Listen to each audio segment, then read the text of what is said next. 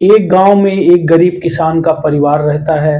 परिवार में 3 सदस्य होते हैं, पति, पत्नी और उनकी एक बेटी है जिसका नाम है निशा। तीनों बहुत ही खुशहाल जीवन जीते हैं। गरीबी है लेकिन गरीबी में किसी तरह गुजर-बसर करते हैं और संतोषम परम सुखम जैसा कहा जाता है, बहुत ही आराम से वो लोग जीवन यापन करते हैं।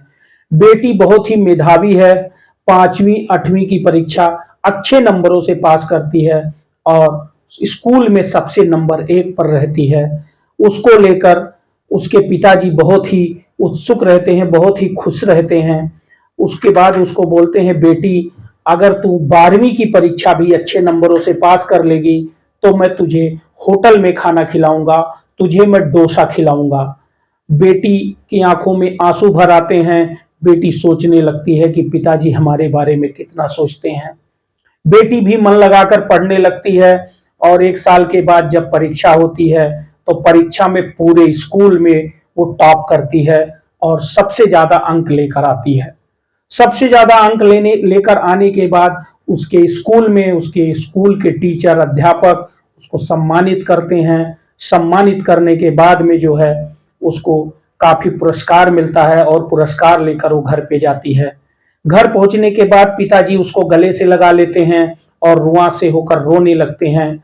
लेकिन पिताजी को और बेटी दोनों को वो बात याद थी कि पिताजी ने बोला था कि हमको अच्छे होटल में खाना खिलाएंगे।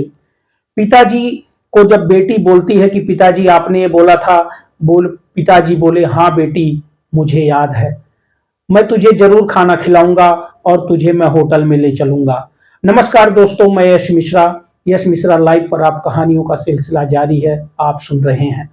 तो अब आगे क्या होता है? बेटी को लेकर पिता होटल में जाता है, उसी होटल में जो वहां उस शहर का सबसे नामी गिरामी होटल होता है। वहां पर जाकर एक टेबल पर दोनों बैठ जाते हैं। टेबल पर जैसे ही बैठते हैं, वेटर आता है और वेटर इनकी स्थिति देखकर, पिता के मैले कुचैले कपड़े और फटी धोती देखकर उसकी आंखों में आंसू आ जाते हैं और वो सोचने लगता है कि क्या होगा। वो ऑर्डर लेने के लिए आगे बढ़ता है और अपना मेनू दिखाता है।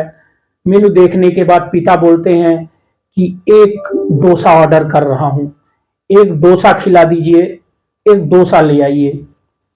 ये सुनने के बाद वेटर थोड़ा असमंजस में पड़ जाता है कि हैं 2 लोग लेकिन एक डोसा क्यों मंगा रहे हैं। वो सोचने पर मजबूर हो जाता है और सोचने लगता है, लेकिन सहसा वो अपने आप को रोक नहीं पाता और उनके पिताजी से पूछता है कि अंकल, आप एक डोसा क्यों मंगा रहे हैं, आप नहीं खाएंगे क्या?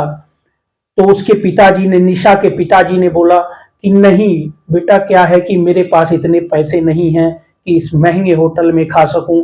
मेरी बेटी अच्छे नंबर से पास होने वाली है, इसको लेकर मैंने उसको पहले से प्रॉमिस किया था, उसको बताया था कि मैं तुझे एक अच्छे होटल में खाना खिलाऊंगा, इसलिए मैं यहाँ पर आया हूँ इसको होटल में खिलाने के लिए। ये सुनने के बाद वेटर की आंखों में भर भरा के आंसू पड़ने लगते हैं और उसका का पूरा बदन भीग जाता है आंसुओं से। वो सोचने लगता है कि वाह, ऐसे भी पिता हैं इस जमाने में, इस दुनिया में। उसके बाद यही कहानी जाकर वेटर अपने मालिक को बताता है कि सर, एक एक बेटी और एक उसके पिता आए हुए हैं होटल में खाने के लिए, डोसा खाना चाहते हैं और उनकी ऐसी ऐसी स्थिति है और पिताजी बोले हैं कि सिर्फ एक डोसा आप ऑर्डर कर दो, बाकी मैं नहीं खाऊंगा, मैं अपनी बेटी को जो है खिलाने के लिए लेके आया हूं क्योंकि उसको मैंने प्रॉमिस किया था।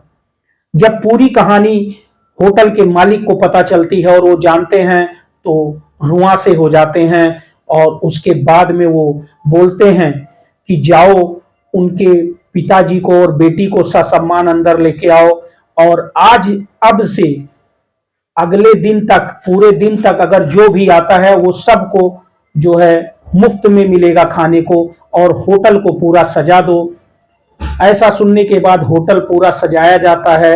सजाने के बाद में जो है वहां पर भव्य आयोजन होता है, पार्टी होती है और उसके पिताजी को और निशा को दोनों को सम्मानित किया जाता है और उनको खाना खिलाया जाता है, डोसा खिलाया जाता है।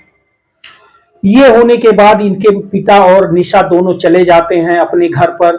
और घर जाने के बाद में फिर से निशा लगन से मेहनत से तैयारी करने लगती है। जब फॉर्म निकलता है कलेक्टर का तो वो फॉर्म भरती है। और जैसा कि आप जानते हो इतनी मेधावी थी, उसका सिलेक्शन हो जाता है। और सिलेक्शन होने के बाद एक जिले से दूसरे जिले ऐसे होते होते उसी जिले में उसका ट्रांसफर होता है जहां पर वो होटल था। उस शहर में उसका ट्रांसफर होता होता है और वहां की वो कलेक्टर बन के आती है। और कलेक्टर बनने के बाद वो अपने जो नौकर हैं, अपने जो चपरासी हैं, उनसे संदेश भिजवाती है उसी होटल में, जिस होटल में बचपन में उसके पिताजी लेके गए थे। उस होटल में संदेशा भिजवाती है कि हम वहां पर आने वाले हैं, पार्टी का आयोजन होगा। ये सुनने के बाद होटल सजाया जाता है फिर से।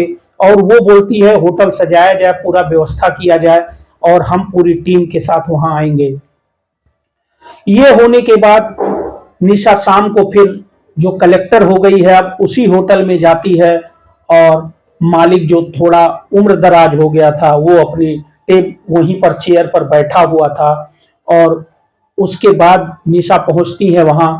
और निशा पहुंचने के बाद उनको प्रणाम करती है, नमस्कार करती है और बोलती है पहचाने आप मुझे, पहचान रहे हैं? तो उसने बोला नहीं बेटी, मैं तो तुम्हें नहीं पहचान पाया। उसने बोला मैं निशा हूं।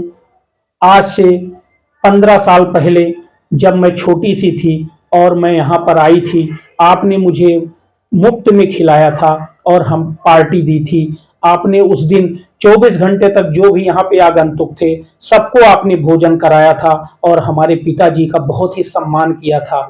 इसलिए मैं पुनः इस होटल में आई हूँ और आपको मैं सम्मानित करना चाहती हूँ। ये होटल आज मेरी तरफ से पूरा बुक है और यहाँ पर जो लोग आएंगे उनको मेरी तरफ से भोजन दिया जाएगा। ये हम आज ये करना चाहते हैं। ये सुनने के बाद मालिक के चेहरे पर, जो होटल का मालिक है, उसका चेहरा एकदम रोंगटे खड़े हो जाते हैं। वो सोचने पर मजबूर हो जाता है कि आज भी ऐसे लोग हैं जो इतने बड़े ओहदे पर पहुंचने के बाद भी अपनी बात याद रखते हैं और लोगों को सम्मान देते हैं। तो